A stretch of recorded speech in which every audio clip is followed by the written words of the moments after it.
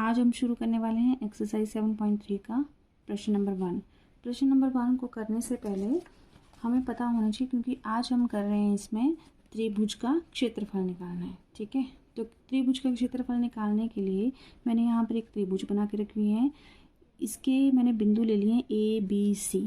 ठीक है, और जो ए का जो कोऑर्डिनेट है वो मैंने मान लिया x1 y1, बी के मान लिया x2 y2 और सी के मान लिया मैंने x3 y3, इस तरह से।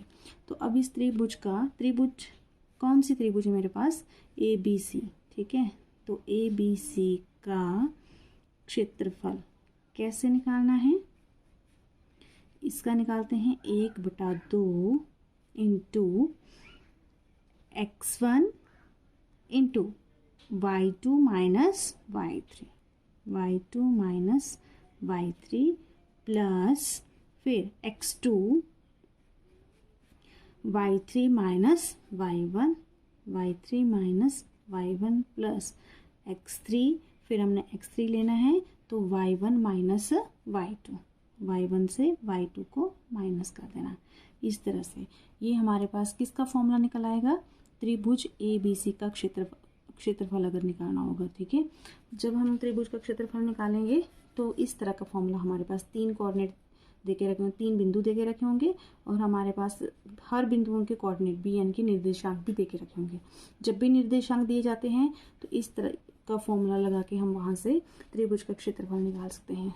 तो यहाँ पर भी है, जैसे हमारे पास है उस त्रिभुज का क्षेत्रफल। प्रश्न नंबर 1 है, उस त्रिभुज का क्षेत्रफल ज्ञात कीजिए जिसके शेष हैं।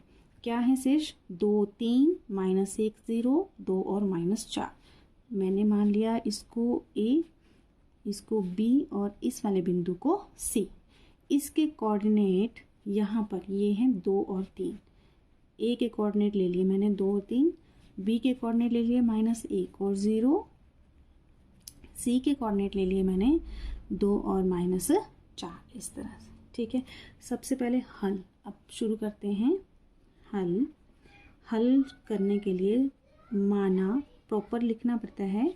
माना ए के जो निर्देशांक है वो ले लिए मैंने 2 और 3, बी के ले लिए -1 और 0, सी के ले लिए 2 और -4। दिए गए बिंदु हैं। ओके, दिए गए बिंदु हैं। अब इसके बाद तो सबसे पहले x1 इसको मैं मान रही हूँ, या ए को मान रही हूँ x1 और 3 को मान रही हूँ y1। इसको x2 y2 ले लेते हैं, इसको x3 और y3 ले लेते हैं। ठीक है, ऐसा करने पर क्या होगा कि हमारा क्वेश्चन और भी सॉल्व करने के लिए और भी आसान हो जाएगा। तो x1 कितना है? 2 और y1 कितना है? 3। ठीक है, वैसे ही x2 कितना है? -1 और y2 कितना है? 0। ठीक है, वैसे ही x3 कितना है? 2, y3 कितना है? -4। ओके, इस तरह से अब लगा देंगे हम फॉर्मूला। निकालेंगे क्या हम? त्रिभुज ए बी सी। देयरफॉर, यहाँ पे देयरफॉर मतलब इसलिए, एक बिंदु ऊपर 2 बिंदियाँ नीचे होती है, इसका मतलब होता है अतः, मतलब इसलिए ए बी सी, त्रिभुज ए बी सी का क्षेत्रफल कैसे निकाला जाता है? 1/2 हमने अभी फॉर्मूला लिखा था x1 y2 minus y3 plus x2 y3 minus y1 plus x3 y1 minus y2। ठीक है, इसको लर्न करना भी बहुत आसान है। कैसे? यहाँ पे x1 है प्लस x2 प्लस x3, फिर x1 के बाद यहाँ पे y2 माइनस y3, 2 3 ले लो। ठीक है, वैसे यहाँ पे 2 है तो यहाँ पे y3 माइनस y1 आ जाएगा, यानी कि 3 और 1 आ जाएगा। फिर यहाँ पे अगर 3 है तो 1 2 आ जाएगा। ठीक है, ऐसे रोटेशन में आ जाएंगे सारे। तो अब इसके बाद हम क्या करेंगे? इनकी वैल्यूज़ रखेंगे।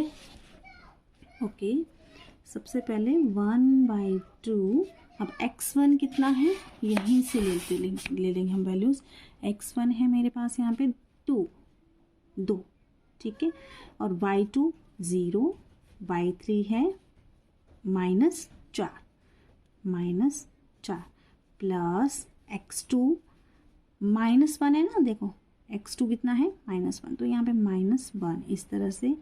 फिर अंदर भी क्या है अब आपके पास y3 माइनस y1, y3 है -4 माइनस y1 -3 प्लस x3 यहाँ पे 2 है, y1 कितना है 3 माइनस y2 है 0,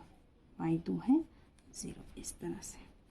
अब हम इसको सॉल्व कर देंगे तो 0 -4 प्लस माइनस -4 -7 3 कितने हो गए -7, ठीक है, इस तरह से।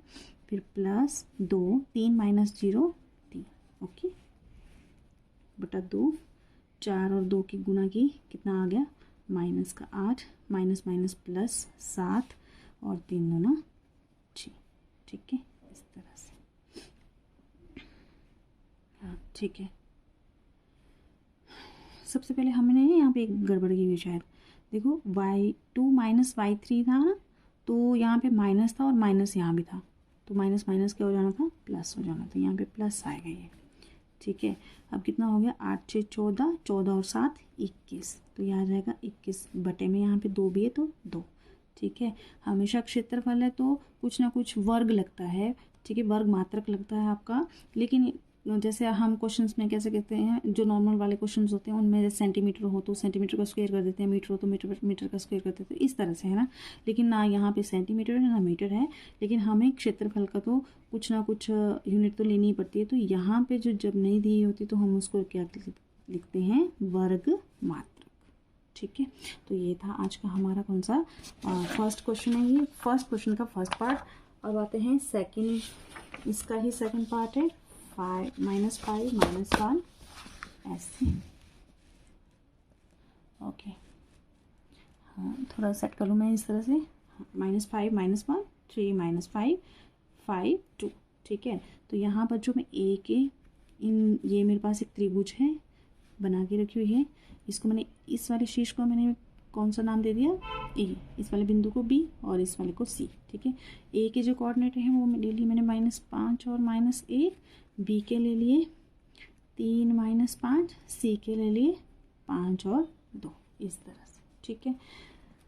वैसे ही सेम अब इसको हल करते हैं। लिखना क्या है, माना ए के जो कोऑर्डिनेट लिए मैंने वो लिए -5 -1, बी के लिए 3 -5 और सी के लिए 5 और 2 दिए गए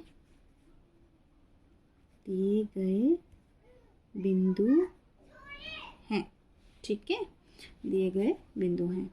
तो इस सबसे पहले हम क्या लेंगे, क्वेश्चन को थोड़ा सा आसान करने के लिए हम यहाँ पे x1 और y1 की वैल्यू लिख लेंगे। तो x1 मैंने इसको मान लिया और y1 इसको, ठीक है, x2 इसको, y2 इसको, x3 इसको और y3 इसको। एग्ज़ाम में आपने ऐसा नहीं करना है, एग्ज़ाम में थोड़ा सा मन में सोचना है कि ये x1 है और ये y1 है, ठीक है। तो ये x1 की कितनी आ गई -5 और y1 की कितनी आ गई -1। वैसे ही x2 बराबर 3 और y2 ले लिया मैंने -5, ठीक है। x3 है 5 और y3 है 2। एक बार फिर से रीचेक कर लेते हैं क्योंकि बहुत ज़रूरी होता है ये, अदरवाइज पूरा क्वेश्चन गलत हो जाएगा हमारा। तो x1 जो है वो -5 -1, x2 3 -5, x3 है 5 और 2, ठीक है। अब हम वैसे ही सेम लिखेंगे क्या, देयरफॉर, इसलिए त्रिभुज ABC का क्षेत्रफल कितना हो जाएगा, पहले इसका फॉर्मूला लिख देते हैं। फॉर्मूला है x1 × y2 माइनस y3 जमा x2 y3 माइनस y1 जमा x3 y1 माइनस y2, इस तरह से, ठीक है।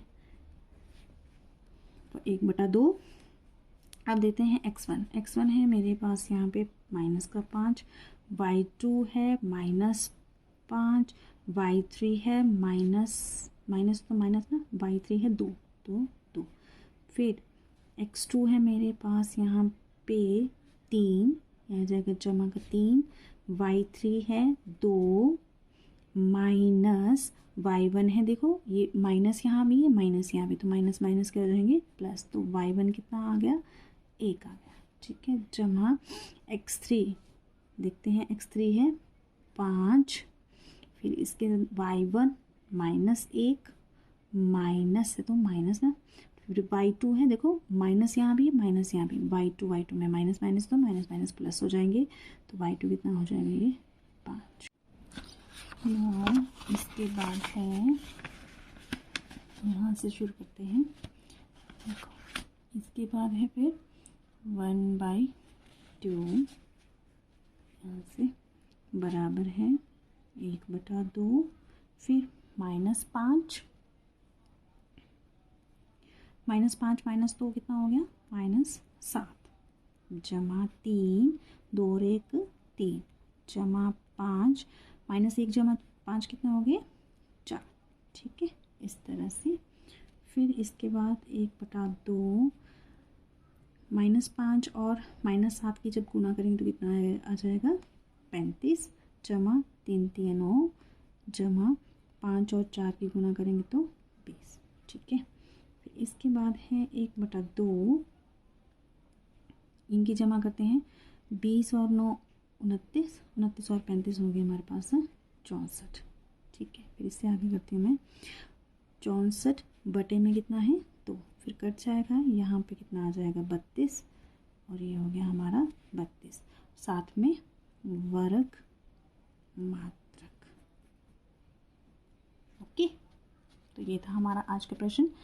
प्रश्न नंबर 1 के फर्स्ट और सेकंड पार्ट हमने कर लिए, बाकी प्रश्न नंबर 2 के जो फर्स्ट और सेकंड पार्ट है वो हम नेक्स्ट वीडियो में करेंगे। तब तक के लिए धन्यवाद।